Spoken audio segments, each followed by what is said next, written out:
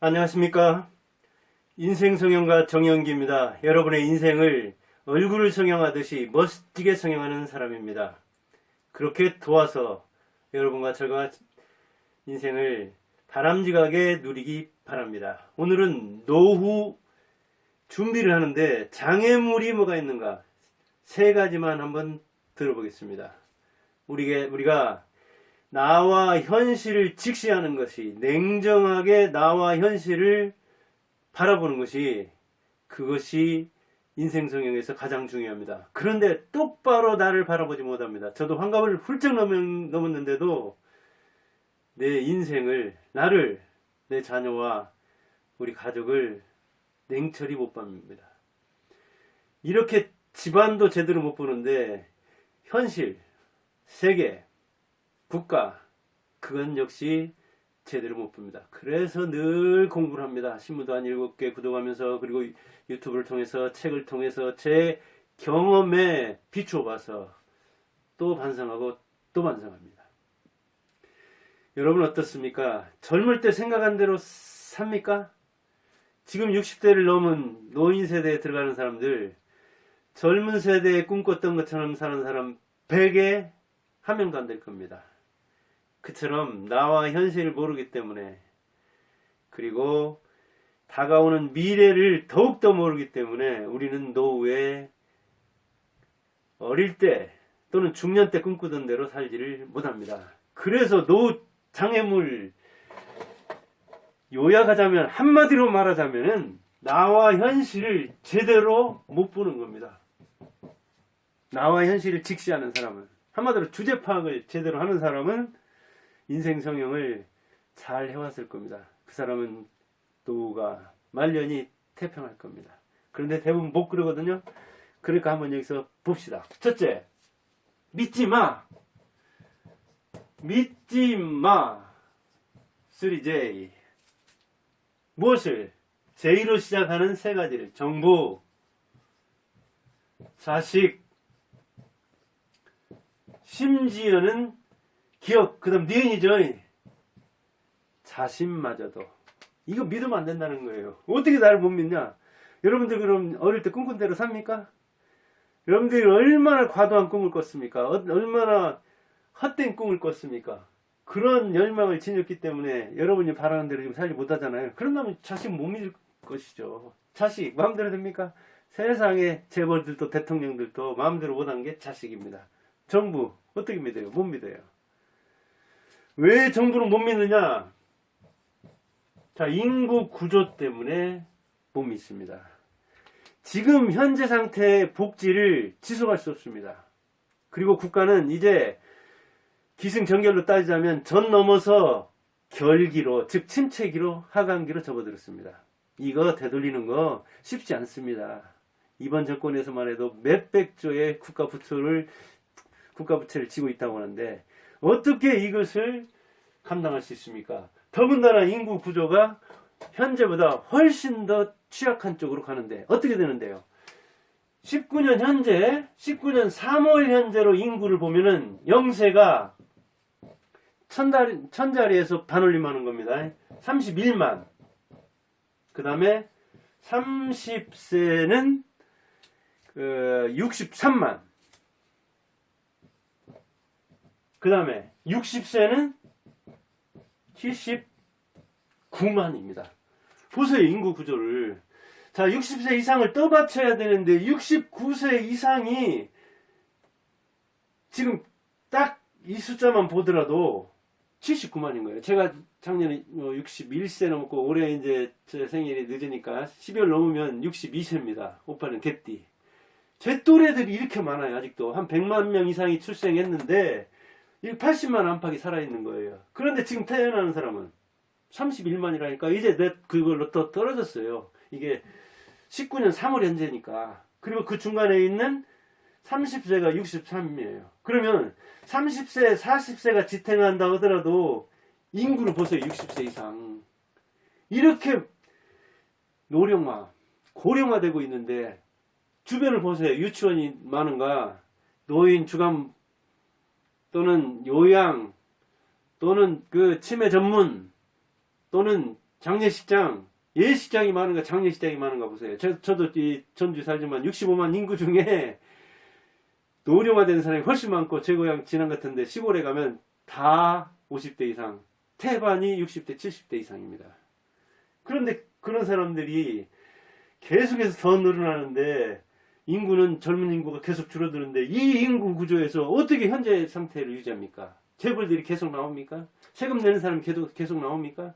주는 것은 한번 주면은 끊지 못합니다. 이게 권리가 됩니다. 왜 안 줘? 저 어디선가는 그 복지 혜택을 줄이려고 하니까 노인이 뭐 찾아가서 아주 극단적인 행동을 하고 그러기도 했잖아요. 어떻게든 편법을 통해서 뭐 그걸 국가에서 주는 것을 타내는 것을 자랑스럽게 생각하고, 그걸 마치 그냥 엽기적인 그 자기 전공처럼 생각해가지고 다른 사람에게 전수까지 해주는 그런 나라에서, 이렇게 어떻게든 정부 돈은 먼저 보는 게 임자고 타먹는 게 장땡이고 못 타먹는 게 병신이라고 생각하는 나라에서, 인구 구조도 그런데 인식 구조도 그렇게 돼 있어요. 이런 나라에서 어떻게 현재 상태의 복지를 지탱하냐고요. 할 수 없어요. 지금 이 문재인 정권은 5년 단임 파괴적 정부다 보니까 자기들 하고 나가는 것만 생각하니까 그러지, 지속 가능하지 못하다고요. 인구 구조를 보면 금방 나오잖아요.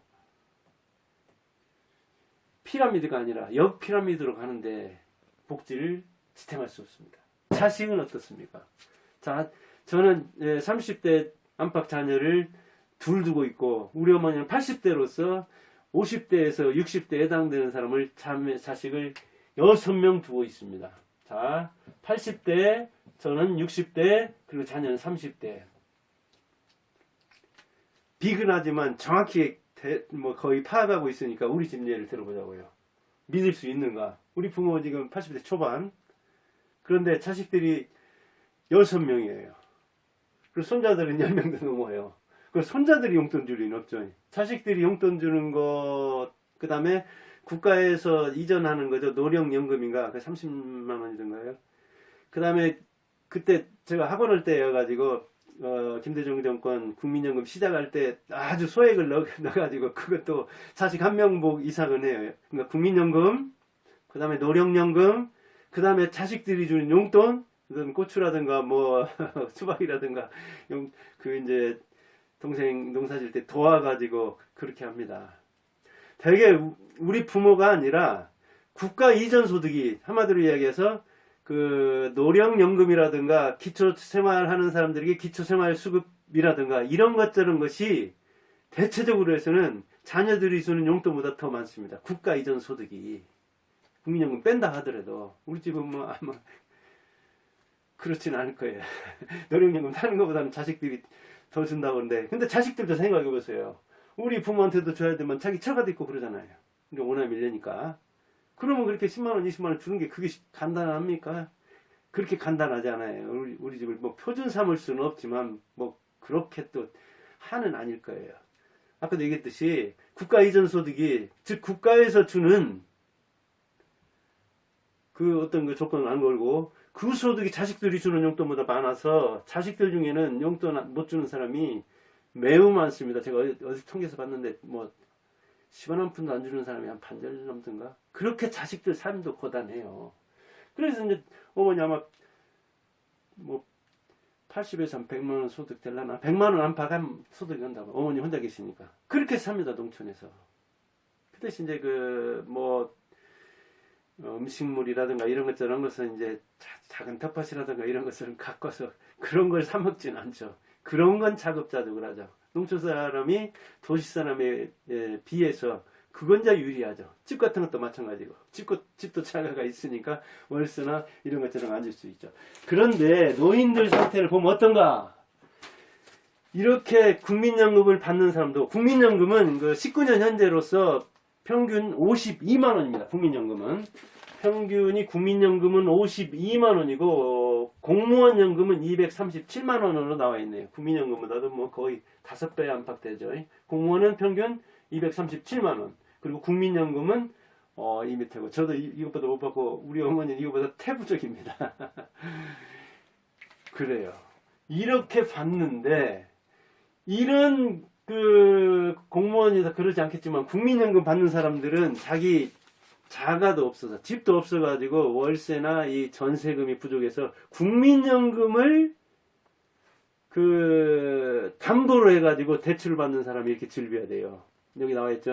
연금 대출 받은 노인 10명 중에 6명이 전월세 자금이 부족해서 그 돈을 연금을 담보로 해서 대출을 받는다, 그런 이야기는 거예요. 그래서 뭐 2년 거치해가지고 5년 상환할 수 있다고 하는데 최대 1,000만 원까지 대출해준다고 하고, 또 질병 같은 거 해서 이렇게 듬뿍 돈이 들 때는 국민연금을 담보로 해서 이렇게 한다는 거예요. 그러니까 이를테면 500만 원, 1,000만 원 써야 할 일만 생겨도 자녀들한테 그 부담을 안 주려고 자기 연금에서 이렇게 이제 상환해 나가는 그런 방식의 연금 대출을 받는다는 거예요. 이게 바로 어때요? 우리 80대 이상, 70대 이상들의 자식을 대여섯 명씩 줬던 사람들의 현실이에요. 제가 그래서 어찌 보면 좀 비근하긴 하지만 우리 집 예를 들잖아요. 뭐 솔직담백하게 예를 드는 겁니다. 제 방송은 투명하게 솔직담백하게 합니다. 그 다음 자신은, 저는 어떤데, 역시 제 얘기하죠. 저도 교사하다가 뭐 조교하다가 강사하다가 학원하다가 50세부터는 제가 하고 싶은 일을 하는 겁니다. 우리나라에서는 아주 행복한 뭐랄까요, 노년에 속하는 거죠. 뭐 국민연금 평균보다도 못 받지만 국민연금 받기도 하고, 한 사람이 이제 내년 초에 계속 교직에 저하고 같이 있다가 한 사람은 계속 교직에 있는데 공무원연금을 받고 체크랑 합치고 그러기도 하고, 이제 제가 이렇게 유튜브를 통해서 또 용돈이라도 벌려고 열심히 노력하고 저술도 열심히 하잖아요. 그러나 제 이 모습이 제가 바랐던 거 아닙니다. 50살 되면서 저술가로 나섰을 때는 제가 2, 3년 고생하면 유명한 사람은 안 돼도 그런대로 저술을 통해서 밥벌이 할 줄 알았어요. 그런데 어림도 없어요. 10몇 년 넘었는데도 제가 바라던 제 모습은 아니에요. 그렇긴 하지만 불굴의 의지를 가지고 계속해서 노력해서 제 밥통을 제 스스로 마련하려고 하고, 이렇게 제 TV를 통해서 제 철학을 펴고, 그리고 제 실패에서 오는 그 지혜, 그리고 성공에서 얻은 이 통찰력, 이런 자산을 여러분에게 공짜로 듬뿍 주려고 하는 겁니다. 그래서 못 믿어요. 저도 허여, 정부, 자식, 자신 못 믿는다니까. 여러분들이 인생 생각한 대로 그대로 나갔다면 제 방송 들을 것도 없을 겁니다. 자신도 자기 마음대로 안 돼요. 하물며 자식이겠어요? 그런데 어떻게 정부를 믿어요? 정부에 자기가 기여한 것도 없고. 그런데 지금은, 그런데 그 부자들한테 뭐랄까요, 사실은 간접적으로 받는 용돈인데, 기업한테 간접적으로 받는 용돈인데 그 이전 소득을 받으면서 부자들을 욕하고 기업을 욕한다? 그러면 도리가 안 되죠. 그래서 저는 욕 안 합니다. 저도 알게 모르게 그런 사람들의 혜택을 보기 때문에. 그리고 부자가 되는 게 얼마나 힘들고 기업 경영하는 게 이 대통령보다도 얼마나 힘들다는 것을 알고 또 알기 때문에 저는 존경합니다. 기업에서 일꾼 사람, 부자 된 사람들. 물론 편법, 불법, 부조리 이런 걸 통하지 않은 사람은 더욱더 존경하죠. 이렇게 우리 어머니의 이 80대 소득을 보고, 그리고 이제 제 이걸 보고, 그러면 제 자식, 이게 30대들이죠. 하나 치워볼고 하나 지금 공부하는데, 바르지 않습니다. 우리한테 장애만 되지 말라. 부담만 주지 말라. 그리고 밥벌이 하라. 제밥벌이 하라. 우리 인생은 우리가 책임지려고 한다. 되도록이면. 그러나요. 그것도 역시 마음대로 되진 않죠. 우리 어머니도 작년에 식소모금도 안 들었는데 거액의 돈이 들어가가지고 그 얼마 안 되는 돈에서 그래도 저축을 해놔가지고 치료비 한 3분의 1은 어머니 돈으로 되더라고요. 나머지 이제 아들, 손자, 며느리들 다 도와서 헤쳐나갔죠. 이렇게 자식이 많을 때는 가능하지만 저는 안 된다니까요. 60대는 둘밖에 안 되니까. 그래서 기대 안 하고 되도록이면 안 기대고 제가 해결하려고 하는데 미래 얘기는 스스로 할 수 없죠.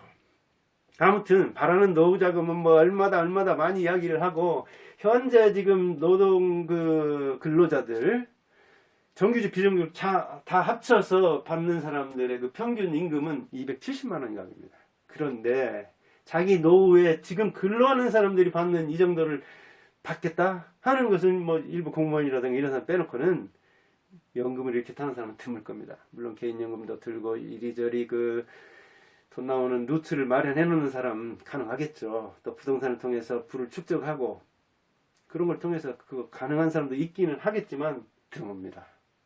자, 믿지마 3J. 그다음에 이게 하나라면 둘째는 뭐냐? 우리는 생각보다 오래 삽니다. 생각보다 오래 살아요. 이게 크게 놓치는 부분입니다. 아마 그럴 거예요. 우리 어머니도 지금 82, 3세인데 이렇게 오래 살 줄은 몰랐을 거예요. 이렇게 오래 살 줄 알았더라면 자식들한테 투자하는 것 좀 덜 하는데 자기를 희생해서 그러면 이제 자녀들이 봉양하면은 뭐 자식들이 다 결혼하는 거 보면 다행이고 못 보고 그냥 가는. 왜냐면 그때 부모님들이 자랄 때는 그 부모들은 우리 할머니가 그랬으니까 60이나 되면 이렇게 돌아가시고 그랬거든요. 그러리라고 현재적 시점에서 미래를 생각했는데 예상했던 것보다도 10년, 20년 훌쩍훌쩍 더 사는 거예요. 그러니까 남은 게 아무것도 없죠. 자식한테 몰빵 해가지고 몽땅 다 줬는데 나오는 게 없는 거예요. 그러나 이제 우리 세대가 샌드위치 세대라고 하잖아요. 위로는 봉양, 양사 부모, 하육 처자 그랬잖아요. 우러러는 부모를 봉양하고 하육 밑으로는 자식을 길러하는 요새는 바뀌었죠. 왕사 처자 하육 부모죠. 하육 밑으로 보면서 부모를 기르기만 해도 다행이죠. 그나마도 입 씻어버리는 사람들도 꽤 있죠. 그런데 문제는 뭐냐면 생각보다 오래 산다니까요. 그래서 그 요양원이나 이런 데 가서 할머니들한테 들으면은 가장 많이 하는 이야기가 뭐냐? 내가 이렇게 오래 살 줄은 미처 몰랐다. 이렇게 오래 살 줄 알았더라면 일 더 하는 건데, 돈을 더 버는 건데, 자식한테 덜 투자하는 건데, 그리고 여자들 같은 경우에는 이 남바인가 서바인가 옌배할 놈 가기 전에 자식한테 돈 더 주는 것보다도 나한테 돈 좀 더 달라고 이렇게 그 상속 문제 같은 거 그렇게 해놓는 건데 내 욕심을 더 챙기지 못했다. 이렇게 생각보다 더 오래 살 줄은 예전엔 미처 몰랐다. 그런 이야기를 해요. 그런데 지금 그 유튜브에서 또 보면 저 같은 60대 유튜버도 드물지만 사실은 70대, 80대 유튜버들도 많잖아요. 자, 우리가 공무원 뭐 30년, 40년 했다. 그런데도 그런 자기 직무를 통해서 뒤에 나와가지고 이렇게 편다. 저는 교직에 대해서 잘하니까 뭐 교사, 교감, 교장하고 나온 다음에 교육에 대해서 자기가 유튜브를 통해서 학생들이나 아니면 사회인이나 학부모를 가르치는 그런 유튜브를 하는 사람 몰라요. 제가 유튜브 뭐 여기저기 안 돌아다니니까. 그런데 몰라요. 모르면 모르지만 교직에서 나온 사람 중에 100에 하나도 아마 그런 사람 드물 겁니다. 이게 그렇게 힘든 거예요. 왜? 이렇게 오래 살 줄 몰라서 그런 측면이 있고, 오래 살 그럴 어떤 대상 중에, 국리 중에 자기 직업을 진짜 자유로운 상태에서, 이 관직이라는 것은 사실은 영혼 없는 일이잖아요. 교직도 마찬가지예요. 자기 틈이 없어요. 사실은 교장 하나 있으면 다 될 만큼 그 차별성이 없습니다. 교장들도. 그런데 그렇게 틀에 박힌 일을 하다가 밖에 나와서 이 시장에서 정글에서 살아남으려면 그 쉬운 문제가 아니거든요. 그래서 아마 그럴 겁니다. 그리고 자기 책임하에 하는 게 쉬운 문제가 아니거든요. 누가 지시하면 시키는 일만 하면 그게 간단하지만 나와서 이 소비자의 구미에 맞게 뭔가를 한다는 게 시장에서 놀아보지 않은 사람은 쉬운 문제가 아니에요. 하는 사람들도 물론 있기는 하지만. 그래서 공무원 계통에서 나오다가 틀 계통에서 나와서 바깥에서 대상한 사람 드물잖아요. 기업에서 나온 사람들은 지금 네이버라든가 카카오톡이라든가 뭐 넥슨이라든가 뭐 이런 것 저런 거 하는 IT 전사들도 그렇고, 그리고 다른 산업에서도 그렇고, 시장에서 굴러먹었거나 아니면 회사에서 딱 티쳐 나와서 한 사람들이 태반이잖아요. 기업 일큰 사람들 중에. 그래서 우리가 오래 살 때는 그런 일에 대한 생각도 해야 되고, 취미도 그렇고, 그 다음에 건강도 그렇고, 그 다음에 인간관계도 그렇고, 그 다음에 자식과의 관계도 그렇고, 생각보다 더 오래 산다는 생각을 해야 하는 거예요. 근데 여자가 이제 남자보다 왜 오래 사느냐에 대해서는 여러 가지 측면, 과학적, 심리적, 감정적, 정신적, 여러 차원에서 그 이유를 이야기하지만, 어찌됐든 여자가 남자보다 더 5년을 사니까 결혼하는 사람이 상대가 남자가 자기보다 5살이 많다면 적어도 10년은 혼자 살이하는 거잖아요. 그럼 생각보다 오래 사는데 생각보다 혼자 오래 산다는 것을 여자는 감안을 하고 그 준비를 해놔야 되죠. 그래서 아까 얘기했듯이 유튜브 중에서도 보면 그 김동길이라든가 뭐 박찬종이라든가 이 조갑제 75생각인데도 참 왕성하게 활동하더라고요. 정규제라든가 이렇게 퇴직한 다음에 자기 영역을 구축해서 새로운 어떤 그 일을 하는 그런 사람들을 보면 대단하잖아요. 그런데 이 공직이나 이런 데서 나온 사람들 중에 뭐 제가 드문드라니까 아마 이제 교육이나 이런 쪽에 내가 안 들어가봐서 뭐 정확히는 모르지만은 그런 쪽에 있기는 하겠지만 교직에서 나와서 뭐 물론 사업하는 사람도 있고 그러긴 하지만 그런 그 제2의 직업이랄까요? 제2모작, 2기작, 3기작 할 수 있는 모작은 이제 뭐 보리 심고 벼 심는 이게 모작이죠. 베트남 이런 데서처럼 뭐를 한 번 배우고 또 이렇게 하는 거 이건 기작이죠. 두 번, 세 번, 세 번 이렇게 하는 거는 모작과 기작은 다르죠.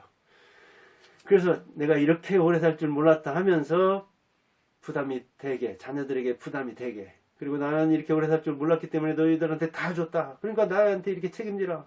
그러면 특히 어머니가 더 오래 사는데 어머니가 이 아들한테는 막 위하면서 딸들한테 이렇게 그 스트레스를 줘가지고 왜 너희들은 딸이 돼가지고 이렇게 엄마 심정 모르냐 해가지고 딸들과 이 모녀 갈등 그런 것들도 꽤 있고 그럽니다. 요양병원에서도 그런 것도 꽤 어머니 그 간병은 거의 다 딸이 하는데도 딸한테는 뭐 잔소리하고 아들은 막 이렇게 막 받들면서 딸한테 받은 용돈은 아들한테 주는 게 뭐 그 비슷하더라고요. 딸이 얼마나 불만이에요. 자기한테는 막 계속 불만만 하고 계속 바라기만 하고 그 철학을 바꾸기 힘들죠. 물론 아들 하던 그런 게 그런데 사실은 늦게라도 그걸 바꿔야 좀 딸들한테 구박 안 받으면서 용돈 받는데 그게 쉽진 않지만 생각보다 오래 사는데 좀 고단하게 안 살려면 그래야 될 겁니다. 지금 1인 가구가 뭐 33%? 3분의 1 정도는 되는데 그 여자가 훨씬 장수하는데 여자 1인 가구가 남자 1인 가구보다 더 빈곤한 측면이 있습니다. 물론 이제 그 고독사라든가 이런 것도 남자가 많이 당하는 측면이 있고요. 그런데 동관계나 인간관계 때문에 그런 측면이 있습니다. 아무튼 이전의 의식을 가지고 오래오래 살면 자식들과 갈등하고 그리고 자기 갈등도 많고 그 말년에 그 세상 떠나는 모습이 아름답지 못한 수도 있습니다. 그 다음 기대보다 많이 아픕니다. 이게 참 중요합니다. 생로병사 이 병 이거 아프려고 해서 아픈 게 아니잖아요. 그러나 젊어서 고생한 사람들이 물론 또 말년에 고생할 수도 있고 아무튼 자기가 생각한 것보다 자기 기대보다 많이 아픕니다. 대개 죽기 전에 한 10년 정도의 병원비의 뭐 한 4분의 3? 거의 태반을 그것도 한 죽기 3년 전에 자기 생애 병원비의 절반 이상을 그때 쓴다고 하죠. 작년에만 봐도 우리 어머니만 봐도 아마 평생 병원비에 한 2,500, 3,000 안팎 나왔던가요?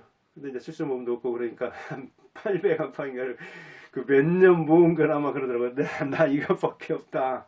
그다음 나머지 이제 자식들이 뭐 그래 십시일반으로 도와서 해결했죠. 그런데 이런 일이 있으리라고 누가 기대를 해요?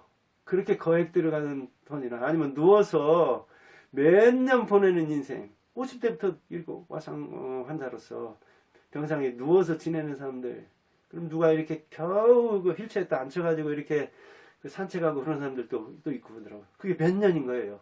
지금 요양병원에서 그 코로나19가 많이 병이 그 감염되는 이유도 저도 이제 그 요양병원 아마 뭐 문병들도 많이 가보겠지만 저는 직접 2달 안팎 낮에 제가 간병을 했기 때문에 어머니 정확히 하는데 몇십 명이 그 집중 치료실이라고 해서는 있는 거예요. 이게 뭐 따닥따닥 붙어 있는 거죠. 병실 6인 병실에 6명 있는 게 아니라 그래야 이제 그 불침번사는 간호사도 있을 수 있고 그다음에 그 요양보호사도 있을 수 있고 이제 원장은 이제 그 옆에서 대기를 할 수가 있는 거잖아요. 왜냐면 거기에 있는 중증 환자들은 어떻게 될지 모르는 거니까. 그렇게 한 방에 많은 사람이 있으니까 이를테면 거기에 뭐 관련자든 아니면 그 문병을 오는 사람이든 한 명 한 명 되면 그대로 퍼질 수가 있는 거잖아요.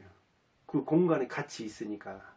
그런데 같이 그렇게 있지 않으면 이게 이제 그 사람들은 그 간병인이든 아니면 뭐 요양보호사든 간호사든 의사든 많은 사람이 필요잖아요. 그럼 지금 그 국가에서 복지 지출을 해주고 있는 것보다도 훨씬 더 지원을 해줘야 되고 그 다음에 개인적으로도 그 부담을 많이 져야 되겠죠. 그런데 한 달에 이를테면 그 자식들한테 100만 원씩 들어간다고 보세요. 제 처가는 뭐야 5남매고 우리 집은 6남매고 그러는데 그것도 자녀들이 고르게 사는 것도 아니잖아요.